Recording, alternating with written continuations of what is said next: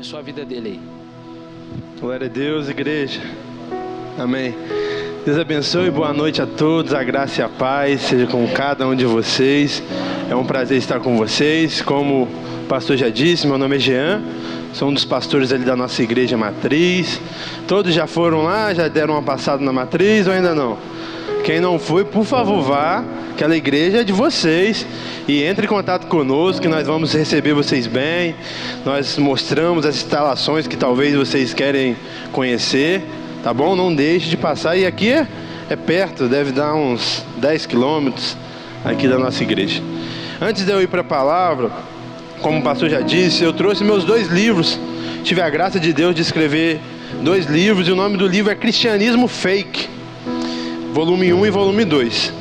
Os valores estão R$20, mas o maior intuito é abençoar. Então se você quer ler e tiver 15, 10, amém, vamos para cima, e o importante é você ser edificado, tá bom? No final eu vou estar ali atrás vendendo no nome de Jesus. Amém, glória a Deus. Então abra sua Bíblia, meus irmãos, sem mais delongas, em Filipenses, a carta que o apóstolo Paulo enviou a Filipenses, capítulo 2. Uma palavra do Senhor ao seu coração, que eu creio que vai abençoar muito essa querida igreja. Filipenses capítulo 2.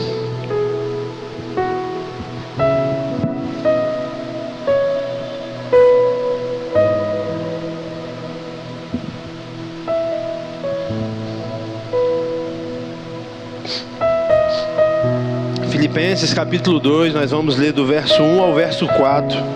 E por favor, mantenha sua Bíblia aberta, que nós vamos expor verso a verso no nome de Jesus. Todo mundo achou? Quando acha, fala o quê, pastor? Amém. Então vamos lá. Filipenses capítulo 2, verso 1, a santa, poderosa palavra do Senhor diz assim: se por estarmos em Cristo nós temos alguma motivação, alguma exortação de amor, alguma comunhão no Espírito, alguma profunda afeição e compaixão, complete a minha alegria, tendo o mesmo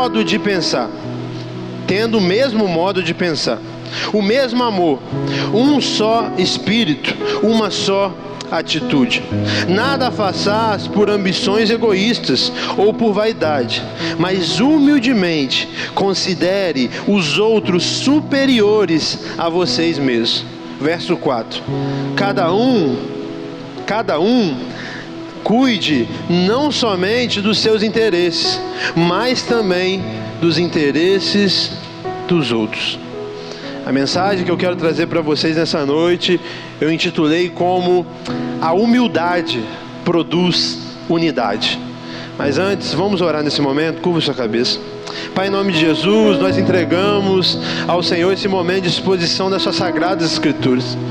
Senhor, me usa com fidelidade aqui nessa noite para pregar não o que eu quero, o que eu acho, não, sim o que está no seu coração, sim o que o Senhor quis quando inspirou o apóstolo Paulo a escrever essa carta.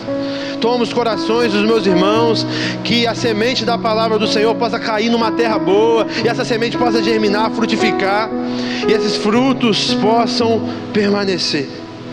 Senhor, que meus irmãos, mas principalmente eu, não possamos ser somente ouvintes da palavra, e sim praticantes, no nome de Jesus. Meus irmãos, como nós precisamos de unidade. Unidade é algo que alegra o coração do Senhor, mas é algo que infelizmente nós não vivemos. E aqui o apóstolo Paulo está falando especificamente sobre a igreja, e nós vamos trabalhar a unidade que nós precisamos ter como igreja, como Lagoinha. Mas nós podemos também aplicar em todas as áreas das nossas vidas. Então tudo que eu for falando, tenta aplicar, tenta receber, por mais que possa ser duro, mas que você possa refletir para crescer, para viver em unidade. porque essa é a vontade do Senhor. Isso é bom e agradável ao Senhor. Salmo 133. Ó, quão bom e agradável que os irmãos vivem em união. Então não é da vontade do Senhor que os irmãos vivam sem união, sem harmonia. Então esse é o coração do nosso Deus. E meus irmãos, você tem que entender algo mediante o escrito aqui dessa carta. Essa carta o apóstolo Paulo escreveu no ano de 61 dentro de uma prisão. O apóstolo Paulo ele escreve com dois principais objetivos. O primeiro deles era agradecer essa igreja, que era uma igreja parceira do apóstolo Paulo e que sempre ajudava ele financeiramente. Mas o outro motivo era para resolver problemas. E um dos problemas que o apóstolo Paulo escreveu para resolver era o problema de unidade. Mas olha que interessante, meus irmãos, o apóstolo Paulo está preso e ele está resolvendo o problema de quem está solto. Eu já tive familiares, amigos, que infelizmente ficaram reclusos de liberdade, ficaram presos. Não sei vocês. Mas normalmente, quem escreve é quem está solto para o preso, para motivar o preso, para dar ânimo para o preso. Mas aqui, inverteu. O apóstolo Paulo, dentro da prisão, está escrevendo para homens e mulheres, para uma igreja livre. Nós entendemos aqui, meus irmãos, que ter ou não confusão, dificuldades, problemas, não tem a ver com geografia. Essa carta também é conhecida como a carta da alegria. É onde o apóstolo Paulo mais fala sobre a alegria. E olha, mais uma vez, que paradoxo. Paulo preso é feliz. Os irmãos soltos estão brigando.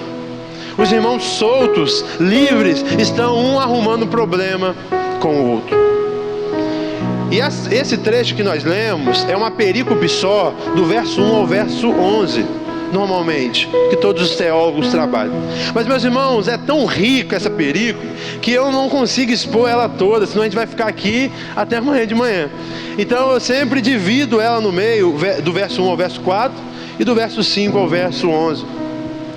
Onde o apóstolo Paulo vai trabalhar também o exemplo de Jesus.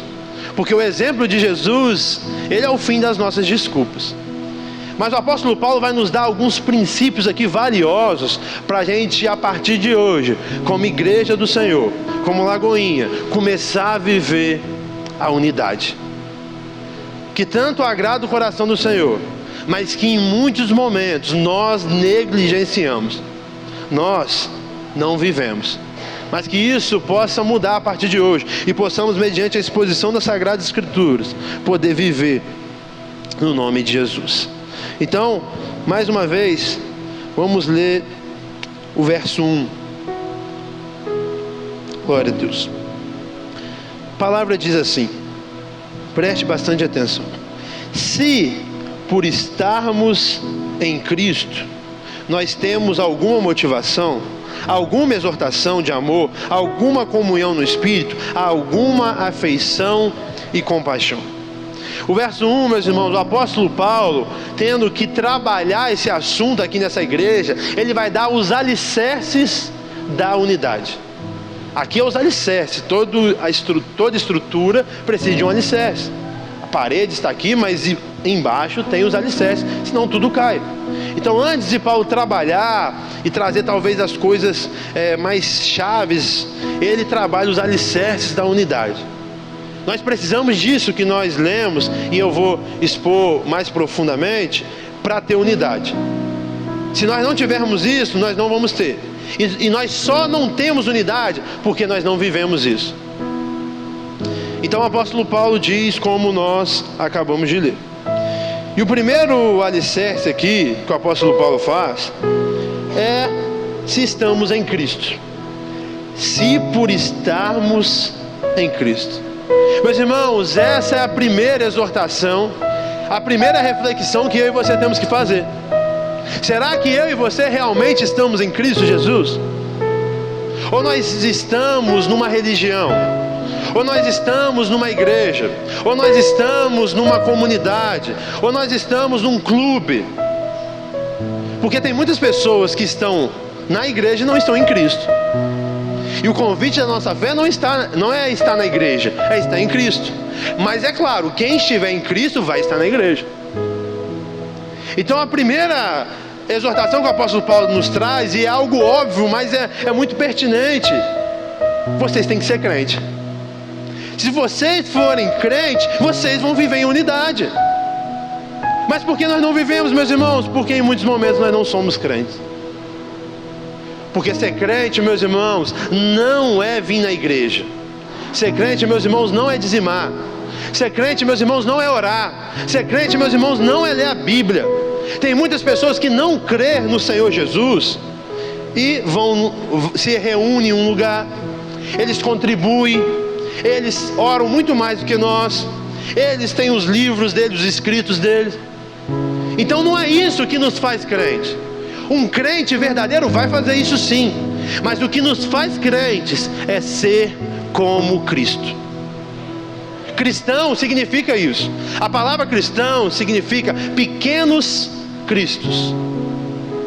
Foi usado lá em Atos de maneira pejorativa, para ridicularizar os discípulos. Os pequenos Cristo aí. Porque hoje pode ser até bonito ser crente, mas antigamente não. Antigamente a gente morria, as pessoas morriam só pelo fato de crer no Senhor Jesus. Então, mas eles tinham um estilo de vida tão parecido como de Jesus, que eles ridicularizaram e chamaram eles de pequenos Cristo. Meus irmãos, todas as vezes que você fala, eu sou um cristão, você está falando para você, para sua família, para o mundo, eu sou um pequeno Cristo. E será que nós somos mesmo? Será que nós agimos como Cristo? Será que nós reagimos como Cristo? Será que nós falamos como Cristo? Será que nós pensamos como Cristo? Meus irmãos, para a gente viver uma doutrina saudável, uma fé saudável, a gente não precisa de regras. Pode isso, não pode. Não, isso não produz santidade. Isso só produz religiosos. O que nós precisamos é da doutrina bíblica e replicar o que Cristo já fez e viver como Cristo.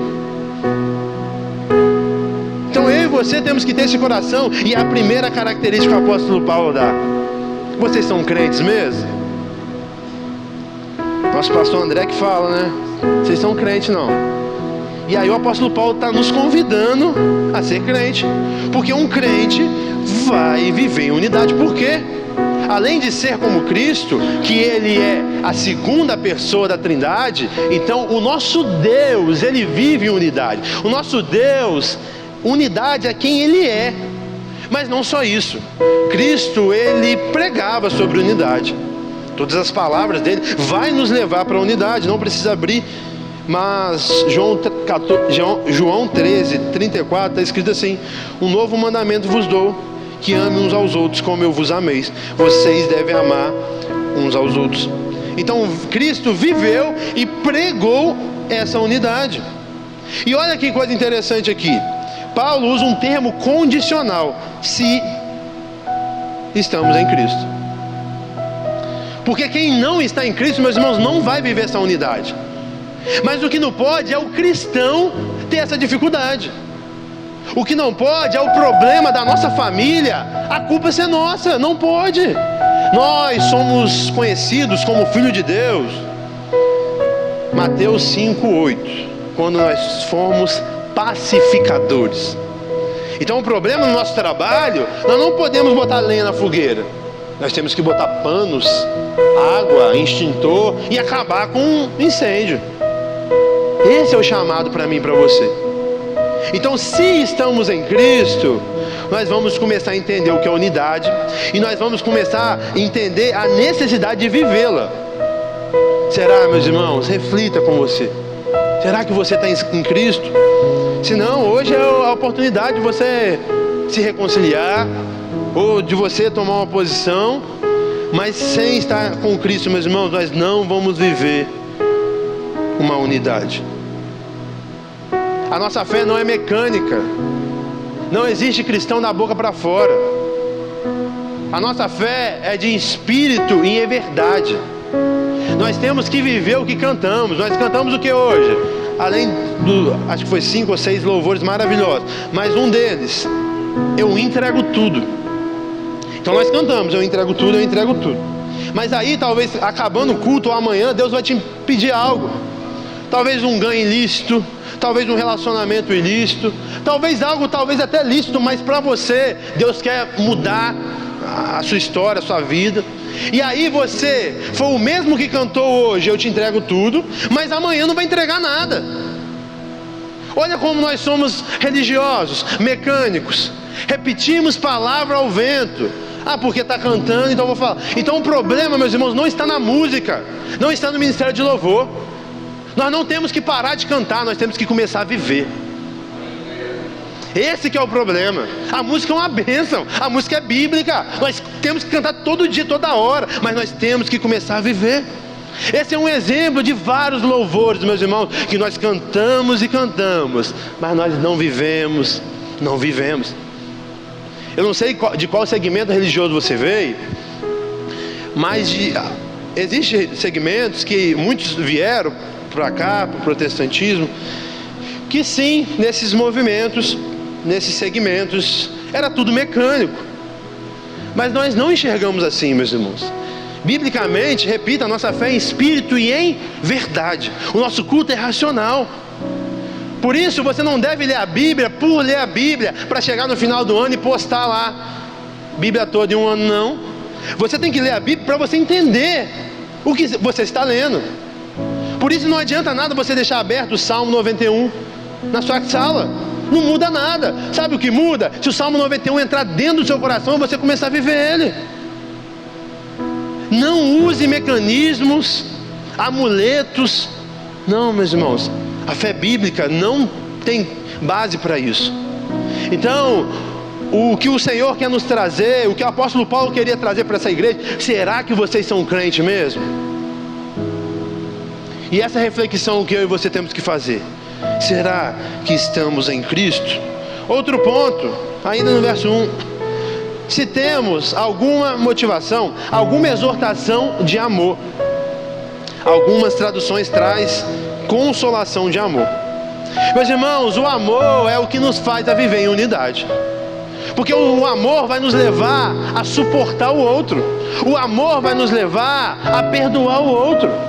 E quem é esse outro, meus irmãos? É quem não agrada a gente, quem não merece, quem fala mal da gente. É amar todo mundo. Nós somos convidados a amar como Jesus. E se a gente amar como Jesus, meus irmãos, não tem como a gente ver, olhar, esperar merecimento. Porque eu não mereço o amor de Deus. Alguém merece aqui? Eu não mereço.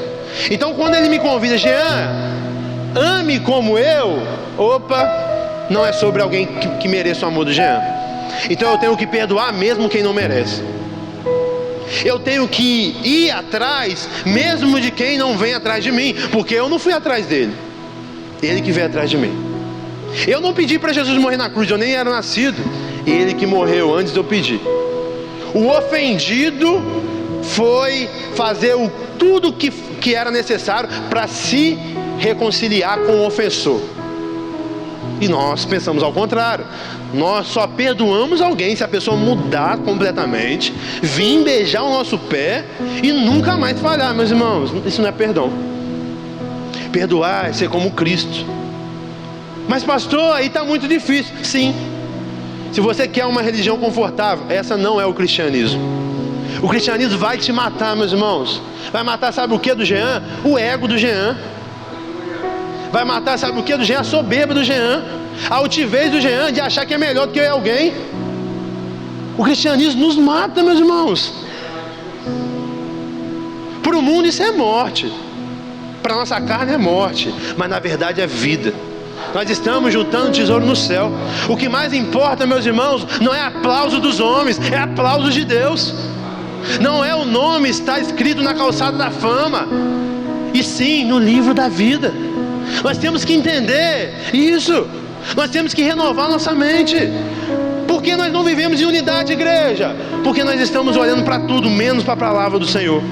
Porque não tem como você olhar para a palavra do Senhor e continuar sem perdoar o seu pai 10 anos. continuar sem falar com seu filho 5 anos. Não tem como, meus irmãos. A passagem, a palavra do Senhor vai nos motivar a reconciliar, a perdoar quem não merece.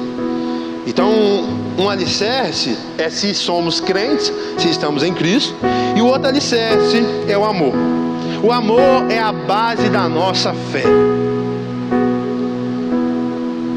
Então, para viver essa unidade, o tema dessa mensagem, você precisa ser crente e você precisa amar.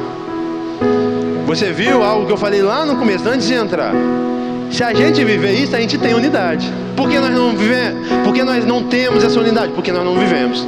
Nós damos o nosso jeitinho, nós tentamos driblar, porque se viver isso, não tem como, meus irmãos, a unidade vai acontecer.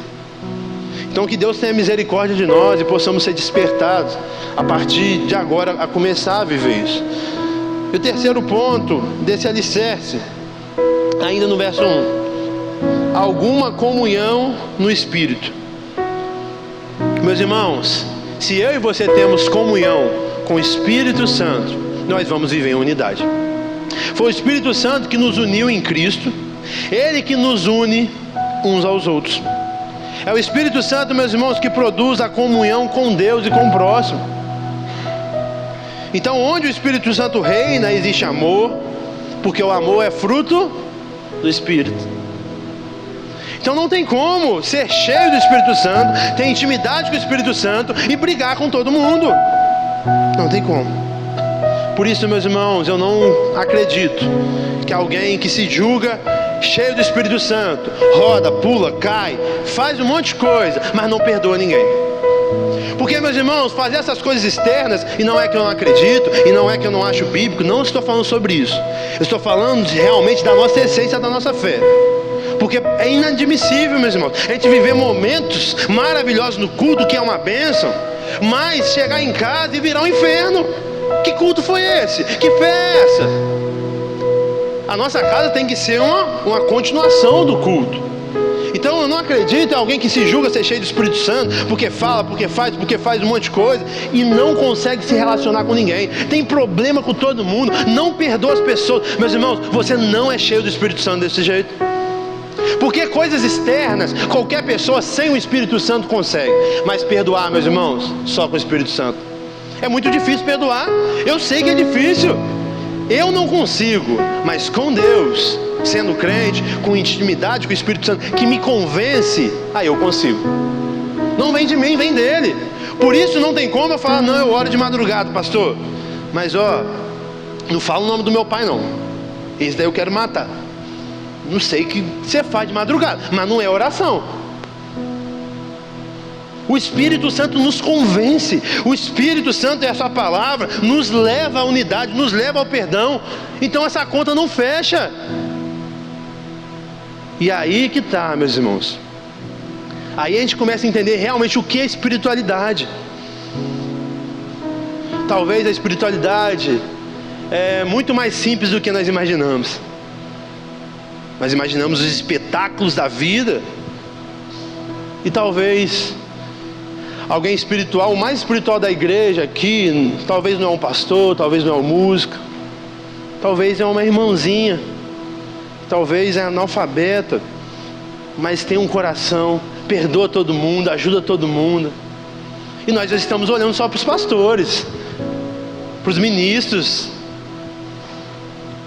A gente tem que entender a nossa fé mais. E meus irmãos, tenha esse coração. Se você for crente, se você tiver o amor bíblico na sua vida, e se você tiver intimidade com o Espírito Santo, você vai ser levado para o lugar da unidade. E se nós não estamos vivendo como igreja, como Lagoinha, essa unidade, é porque nós não estamos vivendo esses 3 alicerces. E o quarto e último alicerce, ainda no verso 1, alguma afeição e compaixão. Algumas traduções, entranhados afetos. Afetos, meus irmãos, é a sensibilidade para com as necessidades e os sentimentos dos outros. Compaixão é sentir a dor do outro, mas não é só sentir, é desejar aliviar essa dor. Meus irmãos, não tem como não ter unidade. Sendo crente, amando, sendo cheio do Espírito Santo e tendo afeto e compaixão. Não tem como, não existe. Bota isso na prática, meus irmãos. Acabou qualquer dificuldade que nós temos. Então esses sentimentos, afeto e compaixão, eles fortalecem a unidade entre os crentes. Então a falta de harmonia é falta desses sentimentos. Então quem tem a palavra, quem tem o amor, quem tem a comunhão com o Espírito Santo, quem tem compaixão, esse é um verdadeiro cristão. E um verdadeiro cristão, meus irmãos, vai ser levado por Cristo a viver a unidade. Reflita, mediante essa exposição do verso 1. Será que eu sou crente? Será que eu tenho amado? Será que realmente eu sou cheio do Espírito Santo? Será que eu tenho tido compaixão? Que o Senhor possa te levar ao lugar certo, que é o lugar da unidade. Nós precisamos, como igreja, meus irmãos, viver essa unidade. Se a gente viver essa unidade, meus irmãos, nós conseguimos ganhar esse bairro todo. Nós conseguimos ganhar Belo Horizonte todo. Porque a falta de unidade dentro da igreja é um mau testemunho para o mundo. Como assim? Nós servimos o mesmo Deus e nós não conseguimos dialogar, nós não conseguimos viver em unidade. A unidade, meus irmãos, cristã, sempre foi a marca da nossa fé. Porque realmente é difícil, pessoas diferentes, de criação diferente, de várias diferenças na vida. Mas mesmo assim, em Cristo nós conseguimos ser um. Por isso é unidade na diversidade. Não é todo mundo sendo igual, vestindo igual, falando igual, não. Cada um tem sua característica, cada um tem o seu time de futebol, não tem problema. Mas em Cristo nós temos que ser um. Em Cristo, que é o nosso Deus, que nós falamos que é, né? Nós temos que ser um. Então esses que são os alicerces da unidade. Para eu e você viver a unidade na igreja, em todos os lugares, família, trabalho, nós temos que ser crente, nós temos que amar, nós temos que ser cheio do Espírito Santo e nós temos que ter afeição e compaixão. E olha o que o apóstolo Paulo vai falar no verso 2, meus irmãos, olha que coisa forte. Completem a minha alegria, tendo o mesmo modo de pensar, o mesmo amor, um só espírito, uma só atitude. Meus irmãos, o que me chama a atenção é que o apóstolo Paulo, como eu disse para você, ele está preso. E ele fala: complete a minha alegria. Então o apóstolo Paulo, repito, preso é feliz. Felicidade não é geografia. Mas entretanto, todavia, ele não consegue ser 100% feliz. Paulo só seria 100% feliz se os irmãos fossem unidos. Paulo entendeu que a falta de unidade não agrada o coração de Deus. Então como eu posso ficar feliz com isso? Então a falta de unidade, meus irmãos, tem que nos entristecer. Talvez não é você que está no problema. Talvez o problema é entre os líderes e você é só uma ovelha. Você tem que fazer algo, você tem que se compadecer, você tem que orar o mínimo para isso acabar. E não achar bom isso, e não querer ficar no time de um ou no time de outro. Não, meus irmãos, não pode. Então a alegria completa de Paulo seria quando os irmãos começassem a viver em unidade. E a pergunta que eu te faço: o que te deixa feliz? O que precisa acontecer para você ficar feliz? Aí você talvez fala para mim: pastor, se isso acontecer comigo, eu sou feliz. Paulo, meus irmãos, ele preso, ele não morreu nessa prisão, mas ele não tinha certeza que ele ia sair. Ele tinha esperança, fé, mas certeza não. Então ele poderia morrer, como ele morreu em outra prisão no futuro. Então Paulo preso, talvez prestes a morrer, ele não ora pela sua libertação. A alegria completa de Paulo não era ele sair. A alegria completa de Paulo era os irmãos viver em união. Qual que tem sido o nosso anseio? Qual é o nosso sonho de felicidade, meus irmãos? Paulo não ficaria feliz somente com a sua libertação da cadeia. O que enchia o coração de Paulo de alegria era o crescimento espiritual dos cristãos.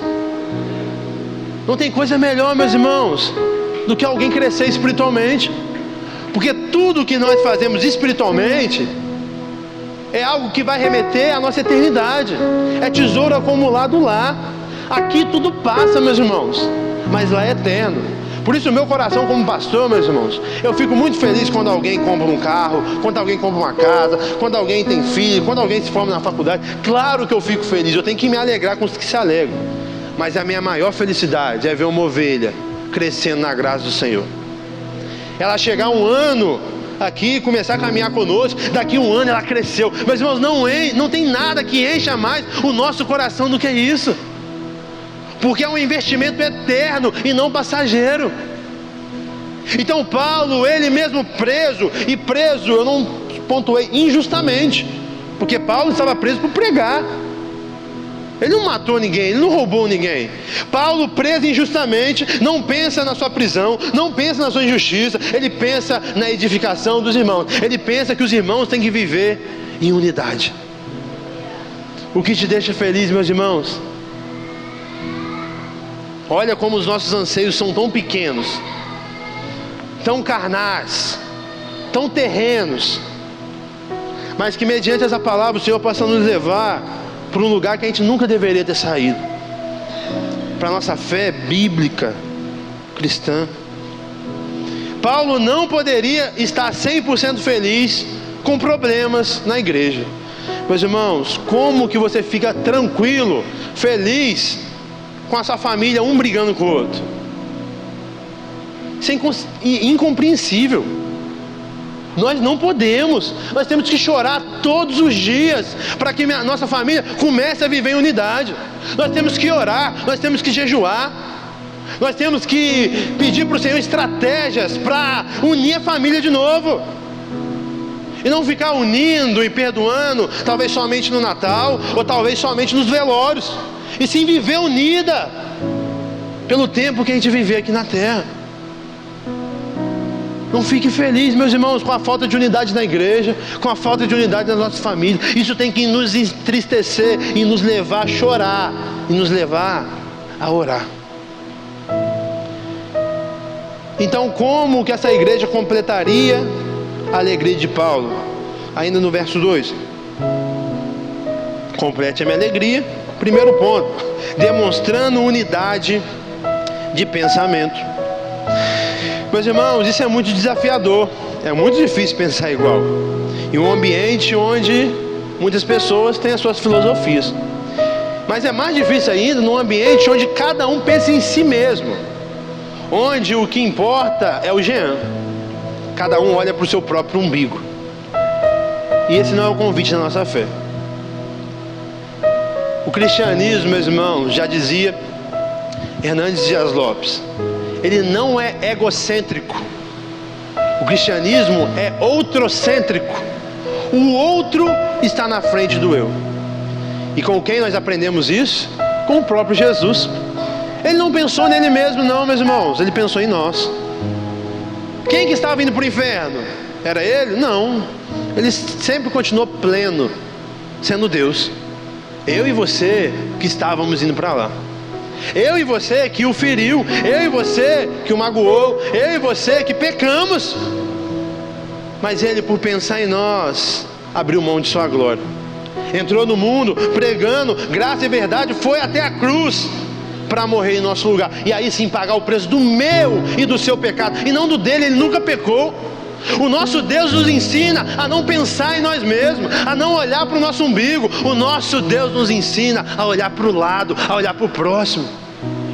E se essa moda pegar, meus irmãos, nós vamos viver no melhor bairro, na melhor igreja, na melhor cidade.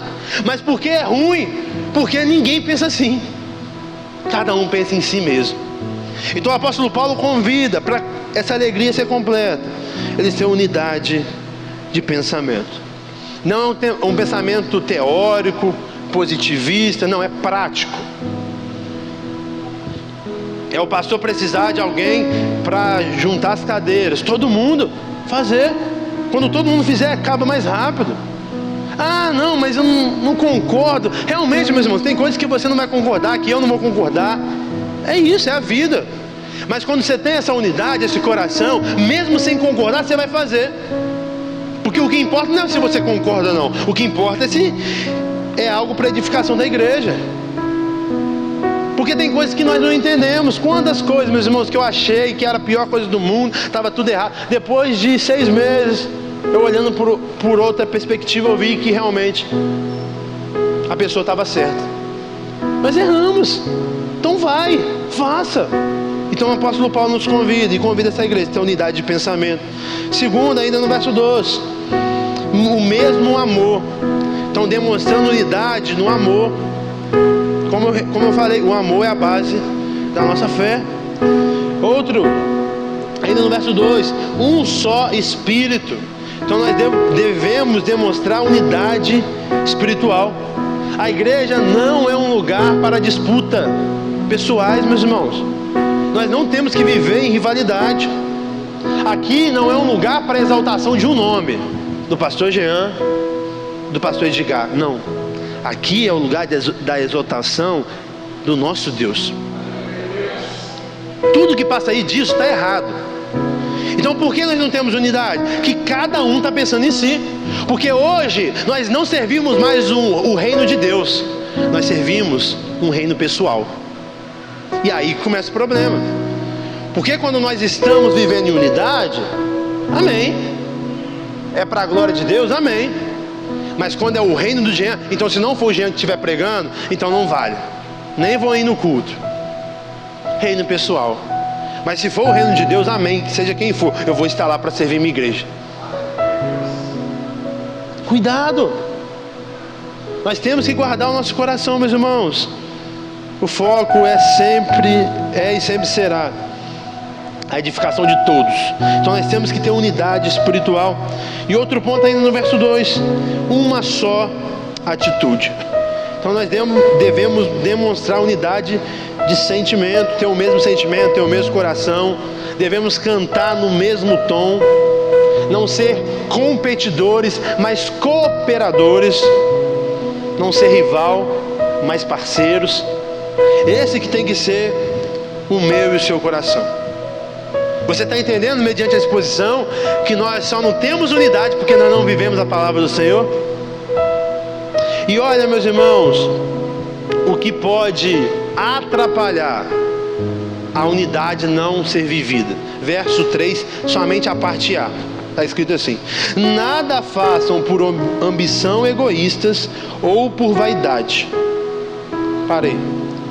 Então os perigos contra a unidade são dois. Primeiro, partidarismo. O que é partidarismo, meus irmãos?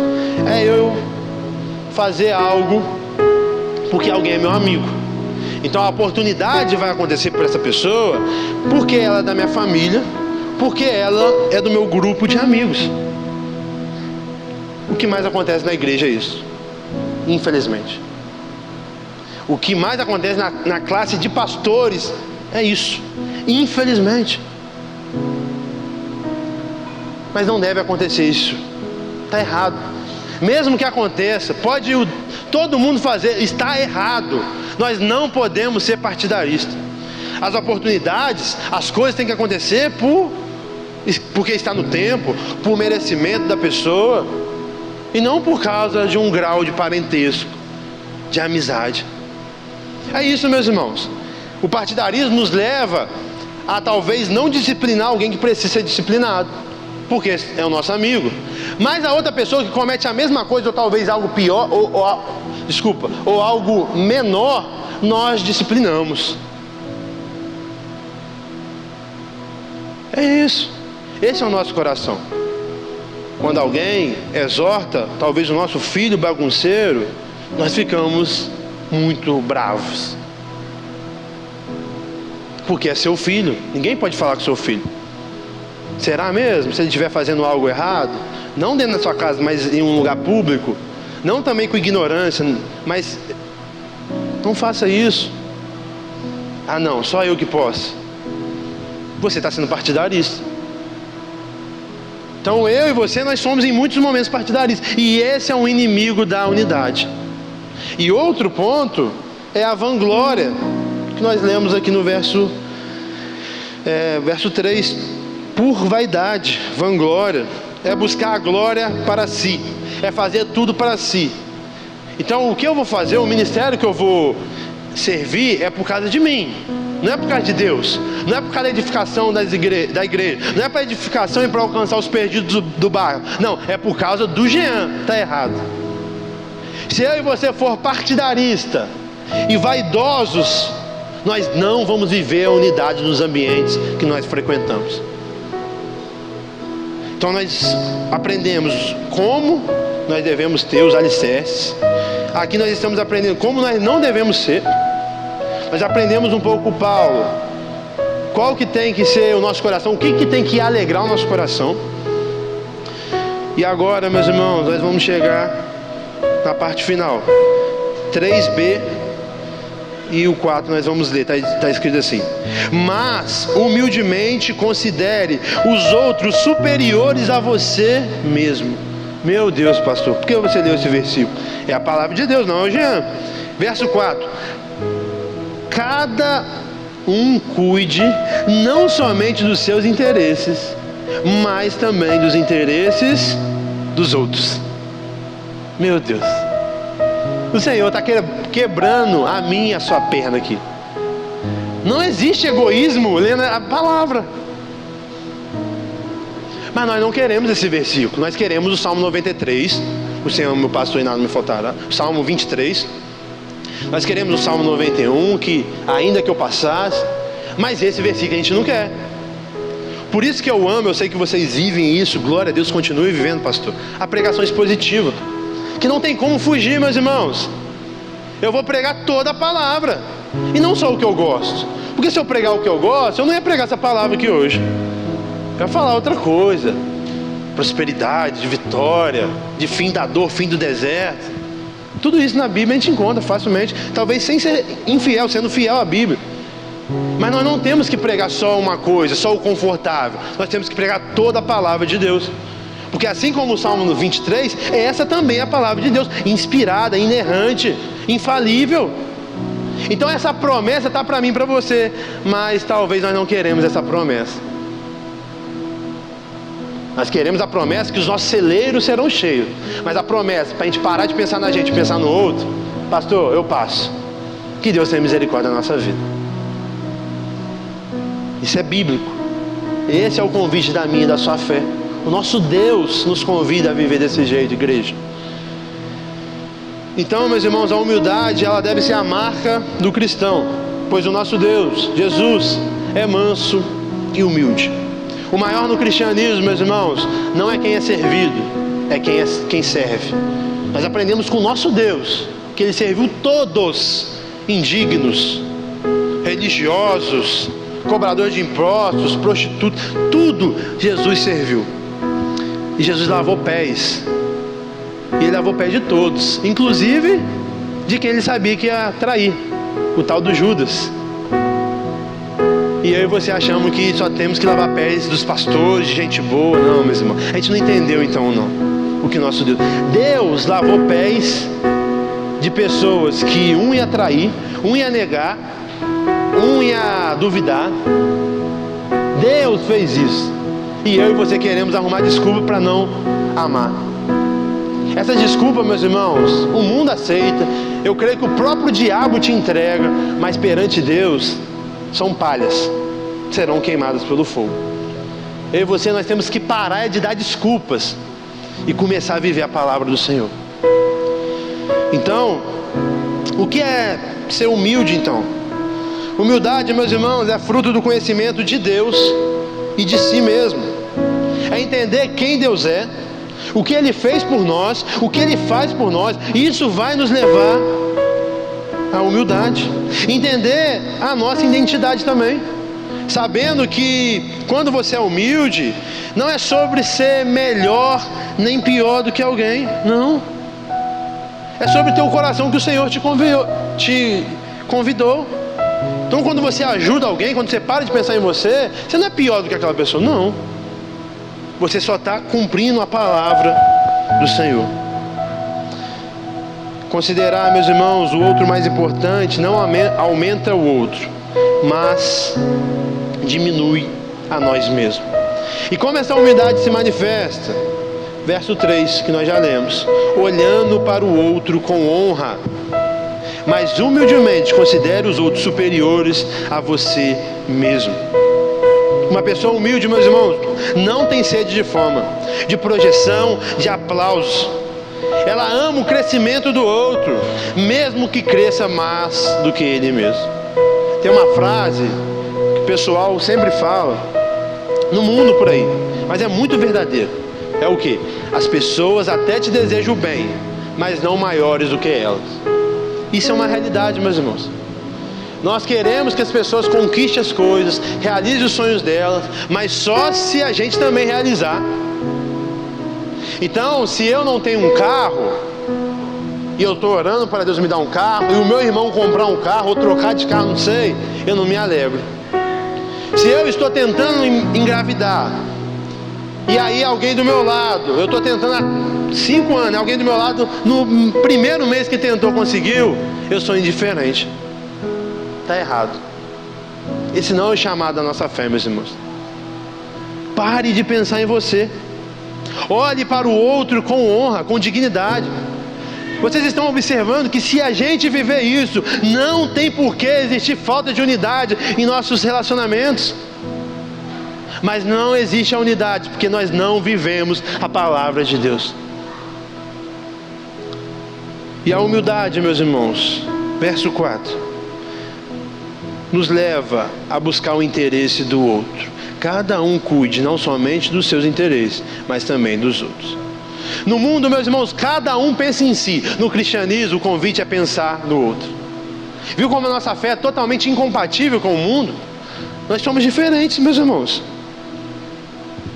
No mundo, os interesses dos outros não têm importância. Eles são egoístas.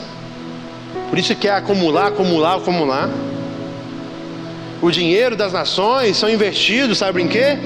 Em armas para guerras. O dinheiro que tem sido investido para guerras, para armas, para tecnologias bélicas, se fosse investido para matar a fome das pessoas, já teria acabado a fome do mundo. Mas o ser humano não quer isso. O ser humano quer cada dia mais ter. E por que tem as guerras? Para ter mais. Porque se a gente não tivesse preocupado nesse olhar ganancioso, não existia tantas guerras. A guerra que está acontecendo hoje na Ucrânia e na Rússia é isso, por causa de um território. Viu? Então, meus irmãos, nós temos que ter um olhar de preocupação dos nossos irmãos do lado. É inadmissível, meus irmãos, alguém passar necessidade do nosso lado. Não pode. Na nossa igreja não pode. Nós temos que nos mobilizar, que ninguém é rico. Eu sei, principalmente eu. Mas a gente vai arrumar um jeito. Se cada um aqui der um jeito, 100 pessoas, a gente consegue. Mas se todas as 100 pessoas olhar para o lado e achar que o problema não é dela, que a Maria, que o João, o problema deles, aí sim, eles vão ficar realmente sem a solução do problema dele. Mas se 100 pessoas orar, se mover, se mobilizar, nós conseguimos resolucionar as pendências. O convite da nossa fé não é que a gente não possa pensar mais em si, mas é parar de pensar somente em si. Parar de falar somente o que é meu. Eu. Sendo que o Senhor quer que falemos o outro. Então, meus irmãos, o Senhor quer que eu e você possamos caminhar em unidade. E eu espero que mediante essa exposição desses 4 simples versículos, vocês possam refletir e nunca mais ter tranquilidade num ambiente sem unidade. E nunca mais negligenciar algo que o Senhor tanto ama para nós. Você tem que entender que você deve ser crente, você deve amar, ser cheio do Espírito Santo, ter afeto e compaixão. Entender que não existe uma verdadeira alegria fora da unidade. Não existe. Entender que o partidarismo e a vanglória são os inimigos da unidade. E entender que eu e você devemos ser humildes, de olhar para o outro com honra e de pensar menos em nós e mais no outro. Seguindo esse trilho, meus irmãos, nós vamos ser unidos. E eu creio que nós precisamos melhorar a nossa unidade como igreja, como família. Deus está falando aos nossos corações nessa noite, que possamos aplicar essa mensagem, não ser somente um ouvinte da palavra, e sim um praticante, no nome de Jesus. E para a gente finalizar, 4 aplicações práticas, que a gente já falou, mas reafirmando aqui nessa noite. Primeira delas, não busque seus interesses. Entenda que isso é um princípio bíblico. O Jean não está inventando doutrina, Paulo não está inventando doutrina. Isso é um princípio bíblico de Gênesis e Apocalipse, e no ápice, na figura de Jesus Cristo. Ele nos ensina sobre isso, a não pensar em nós mesmos. Segundo, busque os interesses dos outros. Nós somos diferentes do mundo. O mundo busca o próprio, o cristão busca o do outro. Uma das coisas que mais impactaram os historiadores do Império Romano era que os cristãos, ele não cuidava somente dos seus doentes, ele cuidava também dos doentes de pessoas que nem criam em Jesus.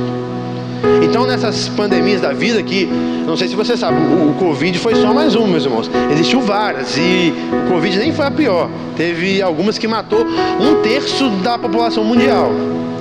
Eles cuidavam, eles iam para morrer se fosse, mas eles não iam deixar a sociedade sofrendo. Meus irmãos, tudo que existe de bom hoje em dia, século 21, é por causa do cristianismo. Nós somos convidados a ser sal. Mateus 5:13. E qual que era a finalidade do sal quando Jesus disse para que possamos ser sal? O sal ainda tem, mas tinha muito mais porque não existia geladeira. Ele tinha um poder de conservar. Então o mundo, meus irmãos, jaz no maligno. Vai ficar as coisas ruins, sim, mas se eu e você nos manifestar como sal, vai ser menos pior. Então, nós entendemos, estudando a história, nós vamos ver que as universidades saíram dentro do cristianismo, que os hospitais saíram dentro do cristianismo, que não é clínica que fala, o centro de apoio para as pessoas com deficiência saiu dentro do cristianismo. Sabe por quê? Antes das pessoas viver a fé cristã, quando tinha alguém deficiente na sua família, matava, abandonava na beira da estrada. Mas para isso, para mim, para você, isso é inadmissível. É uma vida. Por mais que, dependendo da situação, não fale, não interaja, não importa. É uma vida para a gente não descarta a vida. Então, por causa do cristianismo que existe, eu não sei se é algo nacional ou se é só no Rio, que eu sou do Rio, que chama a APAI. Ou é nacional? Aqui também tem a APAI.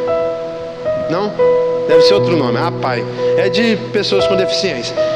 Então a APAI só existe por causa do cristianismo.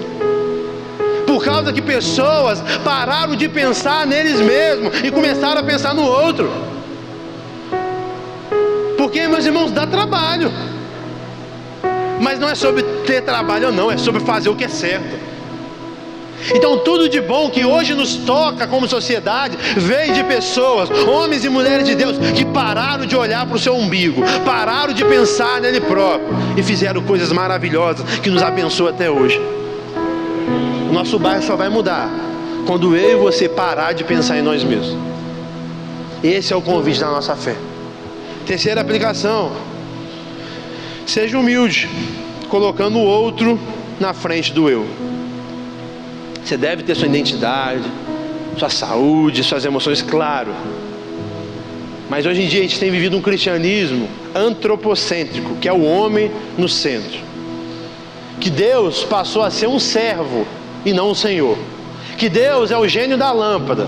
E agora nós não oramos mais, seja feita a sua vontade, Senhor. Agora nós oramos, faça a minha vontade. Nós determinamos o que Deus vai fazer. E se com Deus nós temos essa audácia, quanto mais com o próximo. Então o convite é que possamos pensar menos em nós mesmos e sim pensar no próximo. A palavra do Senhor nos convida e nos exorta que somos filhos de Deus. E isso é uma bênção, né? Você tem que entender essa identidade sua. Você é filho.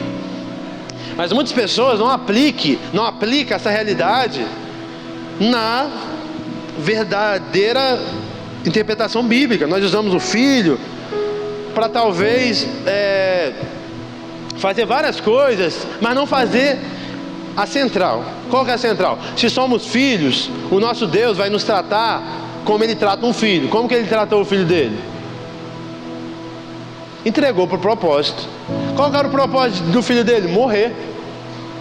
Olha como nós não conhecemos Deus e o amor de Deus. Deus, por ser o melhor pai do mundo, porque Ele não tem pecado, Ele é onisciente, Ele entrega seu filho para morrer. E nós achamos que nosso Deus, por ser o nosso pai, Ele não vai nos permitir que possamos sofrer. Nós não entendemos a nossa fé, meus irmãos. Para você cumprir seu propósito, que você morra, mas o mais importante é você cumprir o seu propósito. Por isso que Estevão morreu com 18 anos e foi bem-aventurado. Por isso que João Batista morreu com 30 anos com a cabeça cortada e foi bem-aventurado. O que mais importa, meus irmãos, não é ter aposentadoria no final da vida, não é ter a casa própria, o carro do ano e aí morrer num sítio no interior, não. O que mais importa é fazer a vontade de Deus. Seja morrendo com 18 anos como Estevão, ou morrendo com 90 e poucos como João, não importa. O que importa é fazer a vontade de Deus. Eu e você temos que ter esse coração. Se a gente tiver esse coração, nós vamos viver tudo que a gente falou aqui hoje. Mas entenda, Deus é tão bom que Ele entrega o seu filho para o propósito. E se o propósito for morrer, for sofrer, amém. Que eu e você possamos conhecer o nosso Deus, possamos entender essa nossa identidade. O nosso Pai nos convida a viver assim. E quarta e última aplicação, meus irmãos: seja um cristão verdadeiro e não somente de palavras. Se a humildade, se o perdão, se a unidade não faz sentido para você, você ainda não se converteu ao cristianismo. Isso é base lá para mim e para você. Por isso eu te convido, você que não entregou sua vida ao Senhor, entregue hoje. Não existe outro caminho, meus irmãos, outra verdade, outra vida. Cristo é o único. Mas mediante essa salvação que é pela graça, não vem de vós, é dom de Deus, não das obras para que ninguém se glorie, é único e exclusivamente pela graça, através da fé. Mediante nós nos tornarmos salvos, nós vamos manifestar essa salvação. E uma das maiores evidências que eu e você somos salvos é se nós vivemos em unidade. E se nós não estamos vivendo, Deus está nos dando um alerta nessa noite. Deus está nos motivando nessa noite para que possamos viver. Deixe essa carnalidade, deixe esse pecado de lado e passa a viver. Não as palavras do Jean, mas as palavras do nosso Senhor, que eu li aqui várias vezes com você, pausadamente, palavra por palavra. Essa é a vontade do Senhor. A humildade produz unidade. Que possamos ser humildes, que possamos viver a unidade. Feche seus olhos, deixa eu orar por você nesse momento. Pai, em nome de Jesus, eu entrego os meus irmãos.